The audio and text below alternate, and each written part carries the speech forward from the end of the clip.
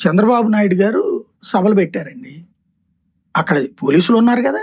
కంప్లీట్‌గా ఆ ఏరియా అంతా కూడా జాగ్రత్తగా చర్యలు తీసుకున్నారు. ఇంకా చంద్రబాబు గారు వేదిక మీద "ఏయ్ పోలీసు నువ్వు తప్పుకో, మీకు సంబంధం లేదని" అరిచేవాడా లేదా ఆయన? లోకేష్‌కే పాదయాత్ర అప్పుడు మనం పోలీసులతో ఎన్నిసార్లు గొడవ పడ్డాడు ఆయన. మైక్ అట్లా పెట్టదు ఇట్లా అంటే పోలీసులు ఉన్నారు కదా వెనకాల. ఇక్కడ పోలీసులు లేకుండా చేయడం ఏంటండి? ఇదే పని రేపు పొద్దున్న చంద్రబాబు నాయుడు గారు వెళ్ళినప్పుడు చేశారనుకోండి, ఏమైపోతుంది అప్పుడు? ఎలాంటి పరిస్థితి అవుతుంది? అక్కడ ప్రభుత్వం గాడి తప్పుతోంది. అంటే ఒక రకమైనటువంటి ఫ్యాక్షనిస్టిక్ యాటిట్యూడ్ ప్రభుత్వంలో రాకూడదు. నాయకుడికి ఫ్యాక్షనిస్టిక్ యాటిట్యూడ్ ఉన్నా, రౌడీ యాటిట్యూడ్ ఉన్నా సరిచేయడం అధికార పక్షమా లేదా రాజకీయ పార్టీ లక్ష్యం కావాలి. కానీ ప్రభుత్వమే ఆ యాటిట్యూడ్లోకి వెళ్ళిపోయింది అనుకోండి, ప్రమాదకరం.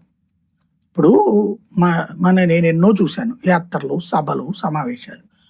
వచ్చేటప్పుడు పోలీసులు ఆ రూట్ అంతా కూడా తాళ్లే కడతారా, బ్యారికేడ్లే పెడతారా, ఎట్టించి వెళ్ళాలి, ఎటు వెళ్ళకూడదు అనేటటువంటిది అధికార పక్షానికైనా ప్రతిపక్షానికైనా ఇద్దరికి పోలీసులు యాక్షన్ తీసుకుంటారు. ఇది ఎన్ని కవర్ చేయలేదు మనం దశాబ్దాలలో, ఇన్ని దశాబ్దాల్లో.